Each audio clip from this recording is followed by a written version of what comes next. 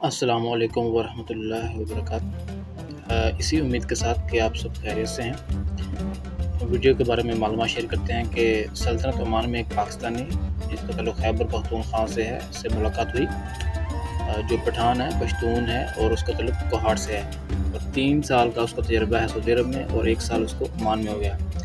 تو اس سے کافی معلومات ہم نے لی ہے، اکٹھی کی ہے، جو ان کا تجربات رہے ہیں سعودی عرب میں کام کرنے کے، اور اس طرح بھی عمان میں۔ تو ان کے ساتھ کافی گپ شپ ہوئی ہے، اور جس میں کافی چیزیں واضح کی گئی ہیں، تفصیلی معلومات۔ تو آئیے ویڈیو شروع کرتے ہیں ہم صاحب کے ساتھ، مسٹر جنید کے ساتھ، جو ہاسپٹیلٹی فیلڈ میں، ریسٹورنٹ فیلڈ میں ایز اے مینیجر ویٹر کام کرتے رہے۔ السلام علیکم۔ وعلیکم السلام ورحمۃ اللہ وبرکاتہ۔ جی بھائی جان، کیسے ہو؟ الحمد للہ ٹھیک ٹھاک، آپ سناؤ کیسے؟ میں بھی ٹھیک ہے، شکر اللہ کا۔ کہاں سے ہو آپ؟ میں کے پی کے کوہاٹ کوہاٹ سٹی سے یا کسی گاؤں سے؟ گاؤں سے۔ گاؤں سے، ماشاء اللہ۔ ادھر عمان میں کتنا عرصہ ہو گیا؟ عمان میں تقریباً ہو گیا 8 سال پورا ہونے والا ہے۔ 1 سال پورا ہونے والا۔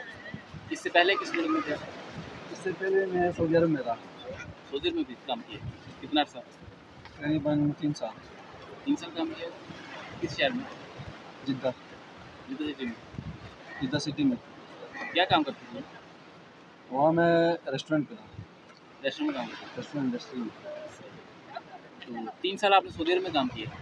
سعودی عرب سے کیسے آنا ہوا؟ عمان میں کیسے آنا ہوا؟ اسپانسر کی وجہ سے آنا پڑا۔ اسپانسر مطلب کیا مسئلہ ہوا تھا اس کے ساتھ؟ کیا معاملہ ہوا؟ نہیں، ایکچولی وہاں پہ ویزا نہیں ملا تھا مجھے، بڑا ویزا جو کام کے لیے ہوتا ہے۔ میرا ویزا ڈومیسٹک ویزا تھا، اچھا۔ تو اس وجہ سے میں یہاں آ گیا۔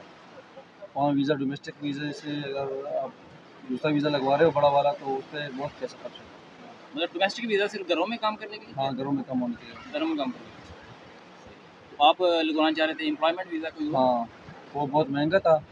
عمان کا وہ ویزا سستا ہے، باقی سعودی عرب، اس لیے میں نے کہا چلو عمان چلتے ہیں۔ سعودی عرب میں کفیل کا ہونا ضروری ہے اگر آپ وہاں پہ رہنا چاہتے ہو، کام کرنا چاہتے ہو؟ کفیل کا ہونا ضروری ہے، ہاں۔ کفیل آپ کو کفیل کے بغیر اگر آپ دوسرا ویزا لگوا رہے ہو تو اس پہ پیسہ بہت زیادہ آئے گا۔ مطلب کوئی آزاد ویزا جو کہتے ہیں پاکستان میں، آزاد ویزا کا کوئی چکر نہیں ہے؟ آزاد ویزے کا کوئی چکر نہیں ہے، لیکن تقریباً وہ بہت مہنگا ہے، اور نارمل آدمی کوئی بھی افورڈ نہیں کر سکتا، کوئی بھی۔ ابھی عمان میں آپ کیا کام کر رہے ہیں؟ ریسٹورنٹ میں ریسٹورنٹ میں؟ مینیجر۔ ماشاء اللہ۔ تو سعودی عرب میں بھی مینیجر تھے یا ادھر کیا post نہیں، تھی؟ وہاں پہ کیپٹن ویٹر تھا۔ Captain waiter. ہاں، کیپٹن ویٹر۔ ابھی آپ مینیجر بن گئے؟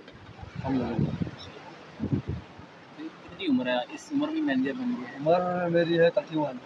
31۔ ہاں، کیسے کیا فرق دیکھتے ہیں، کیا مختلف ہے سعودی عرب میں؟ ہے تو دونوں عرب ممالک ہی، لیکن کیسا محسوس ہوا؟ سعودی عرب میں یہ ہے کہ وہاں پہ کام بہت زیادہ ہے، مطلب بے روزگار لوگ بہت کم ہیں، آپ کو کام مل جاتا ہے آسان سے، چاہے آپ کے پاس سیم والا ویزا ہے یا نہیں ہے، وہ دے دیتے ہیں کام۔ عمان سی ہے کہ سعودی عرب کی طرح ویسے ایڈوانس جیسے سعودی عرب ہے، دبئی ہے، ویسے ایڈوانس نہیں ہے، یہ ابھی ہو رہا ہے، لیکن ابھی اس پہ بہت ٹائم لگے گا۔ یہاں کام کا تھوڑا ایشو ہے بہت زیادہ، مطلب کام زیادہ تر لوگ جو ہیں وہ ان کے پاس کام نہیں ہے، کام ڈھونڈ رہے ہیں، جو ہم جیسے لوگ آئے ہیں پاکستان، انڈیا، بنگلہ دیش کے کنٹریوں سے کام ڈھونڈ رہے ہیں، یہ فرق ہے بس۔ سعودی عرب میں کون سی جو نیشنلٹی ہے وہ زیادہ ہے؟ کس ملک کے لوگ زیادہ ہے؟ سعودی عرب میں بنگلہ دیشی، پاکستانی، انڈیا، ایجپشن، یہ چاروں بہت زیادہ ہے۔ جو سیلری کا معاملہ ہے، تنخواہ کا معاملہ، سعودی عرب میں زیادہ پے کرتے ہیں یا ادھر عمان میں آپ کو زیادہ ملتا سعودی عرب میں زیادہ پے کرتے ہیں وہ لوگ، وہاں سیلری مطلب اچھی سیلری مل جاتی ہے آپ کو، ریسٹورنٹ میں، اس کے علاوہ باقی کسی بھی کام میں آپ کوئی بھی کام کرتی ہے؟ ہاں۔ تو وہاں پہ جو سعودی لوگ ہیں، وہاں پہ کی جو پولیس ہے، جو شرطے ہیں، ان کا کیسا رویہ ہے؟ پولیس کافی اسٹرکس بہت زیادہ ہیں، وہ ہونا ہی چاہیے، لیکن دوسری بات ایز ہے کمپیئر کہ ٹو عمان پولیس؟ نہیں، عمان پولیس تو بہت مطلب خاموش ہے بہت زیادہ، سعودی پولیس ایسا نہیں ہے، وہ 24/7 ایکٹیو رہتے ہیں بہت۔ یہ لوگ ہیں لیکن مطلب اس کی طرح نہیں ہے جیسے سعودی عرب کے ہیں۔ سعودی رہن سہن اور عمان کا یہ جو لوگ ہیں، ان کا چال چلن، ان کا اٹھنا بیٹھنا، گاڑیاں، یہ سب کچھ سیم ہی وے ہے، آف دونوں لائف، طرف، دونوں طرف سیم ہے، کمپلیٹ بالکل سیم ٹو سیم۔ مطلب سعودی عرب اور عمان سیم ہے؟ وہ باقی سیم ہی ہے، جو مطلب گاڑیاں وغیرہ باقی، اور اس کے علاوہ جو یہ لوگ وہ इनकी सकाफ़त और रहन-सहन रस्म व सेम ही है, बिल्कुल सब कुछ सेम ही है। पाकिस्तान में जैसे नौजवान आजकल के नौजवान हैं, हाँ, कॉलेज यूनिवर्सिटी से फ़ारिग होते हैं, 20 साल 25 साल उम्र होती है या 21-22 लगा लें, हाँ, तो हर 10 में से 5-6 नौजवानों की यही कोशिश होती है कि वो बैरून मुल्क जाएँ। तो बैरून मुल्क जाने में सबसे पहले जो उनके पास ऑप्शन होता है वो यही होता है मिडल ईस्ट का, गल्फ़ का। इनमें हाँ, सऊदी अरब है, ओमान है, मुत्तहिदा अरब अमारात है, बिल्कुल। कतर, कुवैत और ये बहरीन है। हाँ, तो यहाँ पे डिग्री लेके बैरून मुल्क आ जाना चाहिए या कोई इसके लिए हुनर सीखना चाहिए या कोई किसी स्पेसिफ़िक काम में महारत डिग्री हासिल करनी चाहिए? अगर डिग्री किसी जैसे वो जो स्टडी वो लोग उन्होंने की है, हुँ, उस हिसाब से आ जाएँ तो और भी अच्छा है, यहाँ पे फिर अच्छा पैकेज मिल जाता है। और कुछ हुनर वगैरह आता है उसको पहले से, तो वो भी अच्छी बात है। जिसके पास हुनर है वो यहाँ पर कामयाब है। नहीं, ओमान में या सऊदी अरब में आपने काम किया है, तो किसी रेस्टोरेंट में काम करने के लिए या किसी शॉपिंग मॉल में काम करने के लिए, किसी ऑफ़िस में काम करने के लिए, डिग्री वगैरह की वो डिमांड करते हैं या वो ये कहते नहीं, हैं कि बिल्कुल आपका यहाँ तो एक्सपीरियंस होना चाहिए कोई इससे, डिग्री कोई डिमांड नहीं हुनर होना है, चाहिए बस आपके पास? थोड़ा बहुत एक्सपीरियंस आपका होना चाहिए। आप कैसे बात करते हैं, मतलब रेस्टोरेंट में आप यही देखते हैं कि आप कैसे बात कर रहे हो, कस्टमर के गेस्ट के साथ कैसे डील करोगे, ये सब कुछ वो लोग देखते हैं। कॉन्फिडेंस देखते हैं और बॉडी लैंग्वेज। ऑफिस में है कि आपको थोड़ा बहुत स्मार्ट वर्किंग तो आना ही चाहिए लाजमी, थोड़ा बहुत डेटा एंट्री वगैरह और बाकी जो नॉर्मल कंप्यूटर स्मार्ट वर्क है वो आपको होना चाहिए लाजमी, उसके बाद पॉसिबल है वो भी कर दें।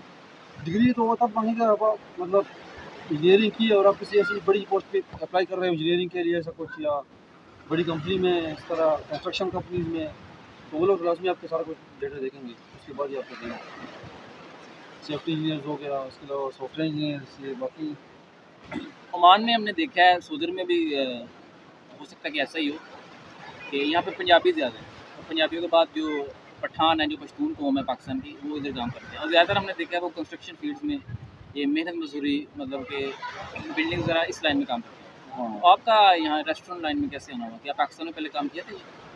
नहीं, पाकिस्तान में तो सिर्फ फ्रंट डेस्क ऑफिसर किया था, बहुत कुछ महीने किया था थोड़ा बहुत। कॉल सेंटर में काम किया हुआ था, मतलब गेस्ट के साथ कैसे बात करते हैं वो मुझे एक्सपीरियंस था।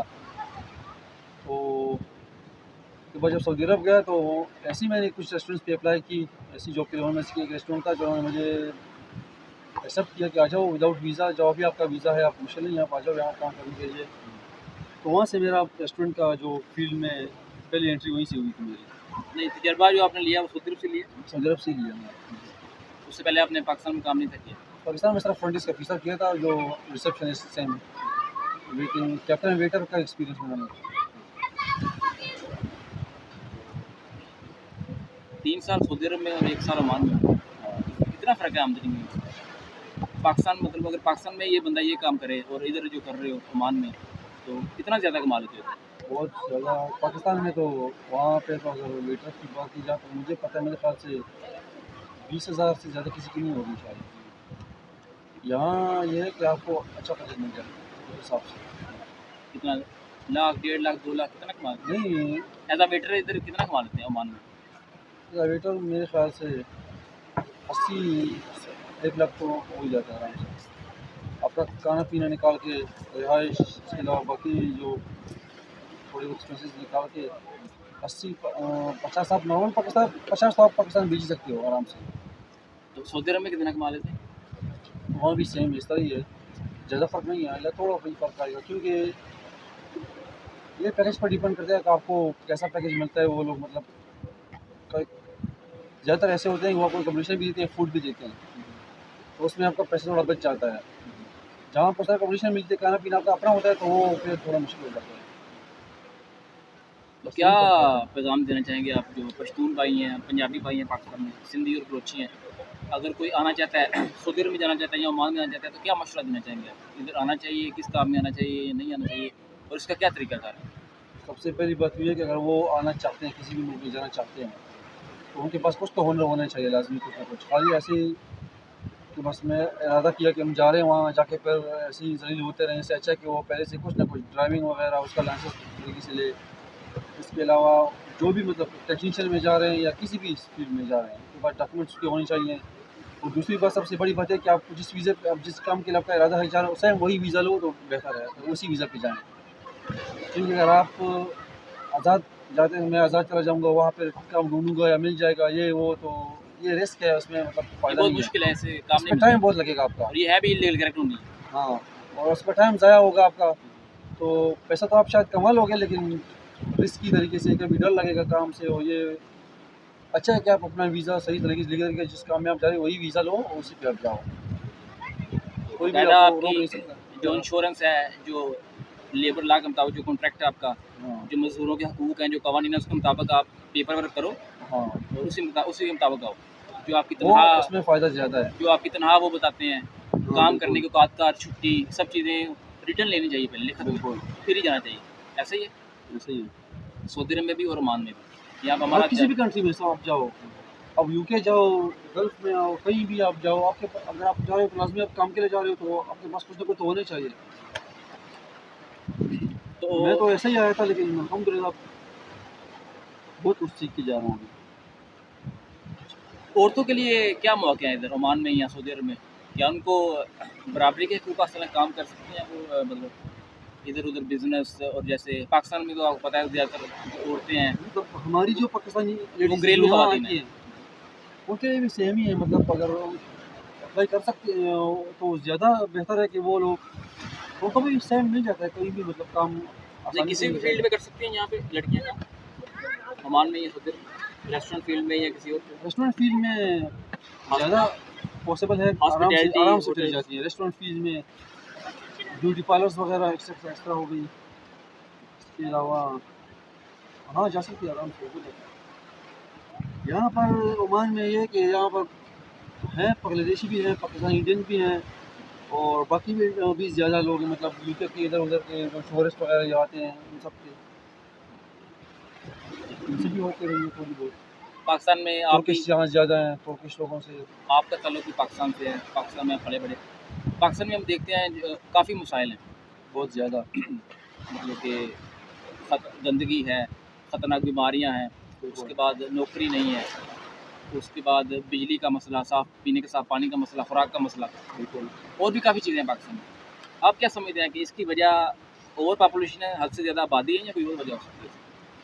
نہیں وہ پاپولیشن تو نہیں ہے, کیونکہ جو مسئلے ہمارے ملک میں ہیں میرے خیال سے باقی ایسے ملک ہیں جو جن کی پاپولیشن ہم سے زیادہ ہے لیکن اس کے پاس یہ والے مسئلے ان کی نہیں ہیں. یہ جتنے بھی ہمارے مسئلے ہیں یہ میرے خیال سے یہ ہماری گورنمنٹ کی وجہ سے ہی ہو سکتی ہے. نہیں, عمان کی آبادی جیسے 50 لاکھ آبادی ہے عمان کی, تو اس میں سے جو 25 لاکھ ہیں وہ غیر ملکی ہیں, 25 لاکھ عمان کی آبادی ہے. تو یعنی کہ یہ لاہور کا 8واں حصہ ہے. لاہور کی 2 کروڑ آبادی ہے, تو اگر عمان کی آبادی کو لاہور سے خالی ایک شہر سے کمپیئر کیا جائے تو یہ 8واں حصہ بنتی ہے. صحیح. 25 لاکھ آبادی. تو اس سلسلے میں آپ دیکھتے نہیں کہ اگر آبادی کنٹرول ہے تو ہر چیز کنٹرول میں ہے, اور ہر چیز ترتیب سے ہے, نظم و ضبط ہے زندگی میں, زندگی آسان ہے. یہاں پر ہاں, یہاں پر آسان ہے بہت, بالکل فرق بہت زیادہ ہے. جس سٹی کے ساتھ آپ کمپیئر کر رہے ہو عمان کو, بہت زیادہ فرق ہے. جی بہت شکریہ جنید بھائی آپ کے وقت کا, آپ نے اپنا قیمتی وقت دیا, کچھ ضروری معلومات ہمیں ملی آپ سے. بہت شکریہ, تھینک یو سو مچ. آپ کا بہت بہت شکریہ.